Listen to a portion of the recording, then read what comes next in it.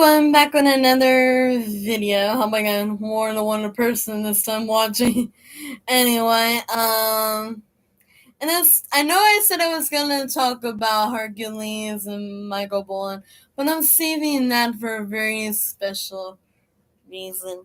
And for a very special purpose. Basically, the reason I'm saving it is I want to save it for a hard day, and I really want to talk about it. That's why.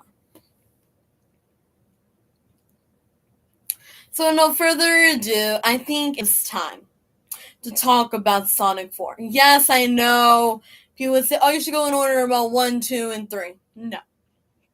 I think for true people who need to understand Sonic, or real Sonic fans, need to understand the climax of it. And people, if you judge, I don't care, because I'm not the one to give a damn. So here we go. Sonic 4.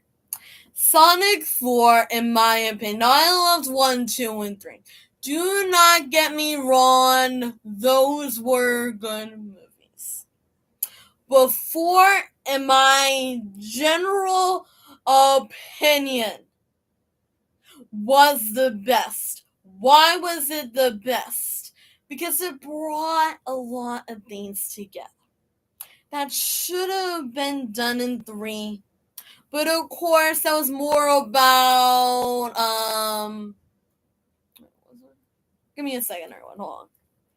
I think I'm doing this out of order. I need to double check my theories. So I need to read the plot on Sonic 3, and then I will remember it. So I know 1 was mainly about Sonic, 2 is mainly about, Knuckles. I can't remember there was a Sonic 3, so I know I'm going right on 4. So let's just double check my theory. If that was it, I think, no. I think that was 3, because there wasn't a 4 yet. So, okay. So Sonic 3 was about Sonic and Shadow. There was no Sonic 4 yet. Why am I thinking Sonic 4? Why? Because I'm hoping there will be one. So there you go. So Sonic 3. Sonic 3 was basically about Sonic meeting his ultimate rival, Shadow the freaking. And why is he the ultimate rival? Because according to all Sega, according to all Sonic films, all Sonic games, all everything, Shadow would be the ultimate biggest rival. Not Knuckles, Echidna Warrior, that would just be small potatoes. Shadow would be an exact copy like Sonic, and would be better than him, stronger than you name it, he would be it. But then, of course, like Sonic, he would have a past. But like Shadow, he would have a darker past than, of course, Sonic, vice versa.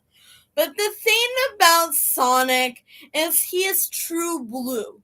He could take things, but handle things different. With Shadow, he can take shit, but he has trouble dealing with shit, which is why they're perfect for each other. Now, people think, oh my god, here you go off about Sonshadow.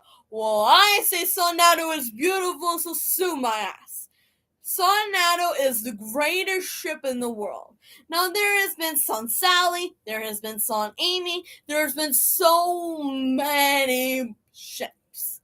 I appreciate Son Sally in the beginning, because they were like perfect, they were like Romeo and Juliet, they had everything going. Then all of a sudden, all the other shows, all that other stuff, it had a good blend. I'm going to give it that. And then Son Amy, we haven't seen that yet in the Sonic movies, so I don't count her in yet. But, I count her in TV shows, but not in actual real life movies. Not yet. I don't count her in yet. But Son Alley, yes. I count Sally. I count her. I mean, she was in a lot of like old school TV shows. I give her some credit. But not for any romantic stuff. I call them like a cute little couple as friends. That is where I leave them. Nothing more. Not that they'll ever get serious. Maybe Sonic will one day marry her, but that would be in time. There is nothing major, and I mean nothing major about them. Maybe in the past, but not now. So that's the thing people need to understand. That sonshadow is now, that was in the past. Maybe 50 years ago to China. So there. With sonshadow, it's a lot different. Now, I know it was never in the movie.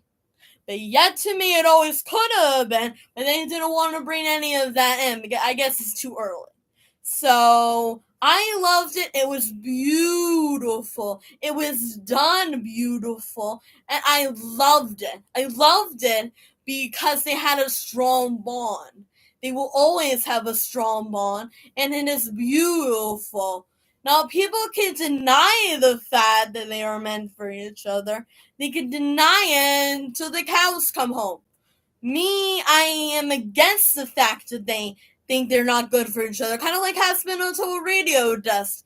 Alistair's a noble, and Angel is a slave to Valentino, a porn star. Alistair could help Angel by not being such, obsessed with the fact, that he despises Angel for who he is and all that. Well, why don't you be a man about it, Alistair, and try to help him with his situation? Just saying.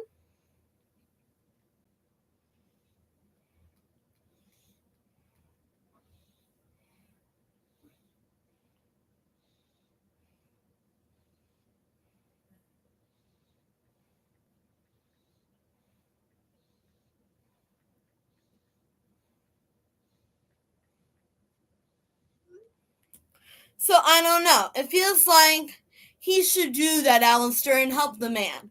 But it's just that's how I feel. I don't know. I feel like he should be True Blue. Alistair, like Sonic, Faker, what's that name? Big Blue, as Rouge calls him, and help Angel. But if he's not going to do that because he's so afraid of what will come out of it, I understand.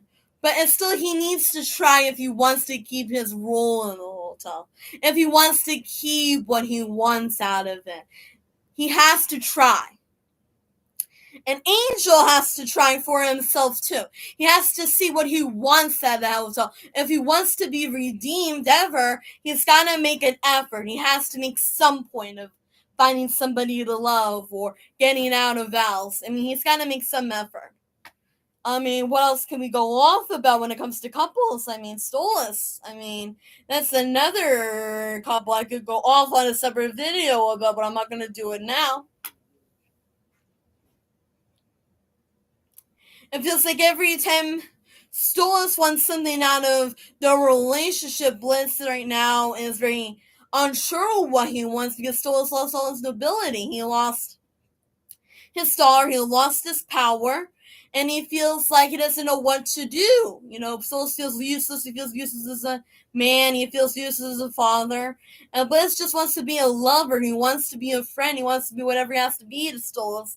And Stolas doesn't know what he wants out of life. He doesn't know what he wants out of love. He doesn't know if he could be a father, doesn't know if he could be a lover, doesn't know if he could be this, doesn't know if he could be that. And it feels like he doesn't know what to do. He feels like the world is against him. He feels like the world is against him and Blitz being together, or him with his daughter. So that's why he's upset. And then there's Millie being pregnant on the side, no? So there's a lot going on. So I feel like for them, it feels like you gotta decide and toss a coin whether you should stay or not.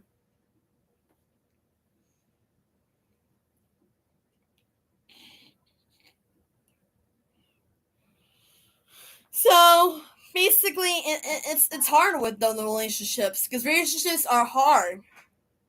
Relationships are something you either have to work for or not, and it feels like you're stuck, and it feels like you can't break out of it, and it's nothing you can ever handle when you try.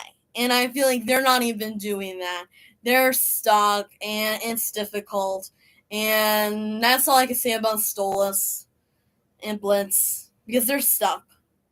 but it's supposed to be more to him, and he can't be, and he wants to be, and still doesn't know what to say or do anymore, and that's what's killing him, I think, the most. The what should I do? How can I be something if I can't even handle myself? I know we completely went on Sonshadow and Sonic 4, but come on. It feels like they're all in the same battlefield. You know, another great example of Claim. Sometimes I feel like they're in a battlefield. I feel like love is a battlefield. I hate to say it. Love is a goddamn battlefield. But the question is, how do you get out of it? How do you make it work? How do you fight for something you want?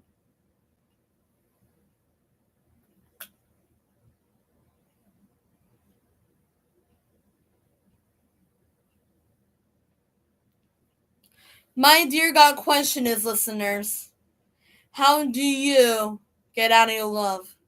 How do you stay in love when the going gets tough and the tough get going? How do you manage?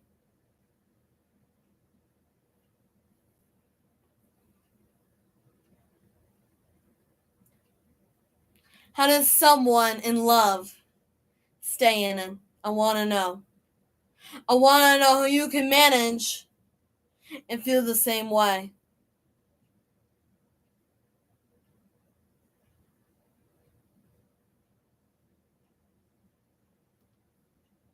Because to me, I don't know. Maybe I'm crazy. Maybe I'm nuts. I don't know. That's where I'm going to leave you all tonight. What is love?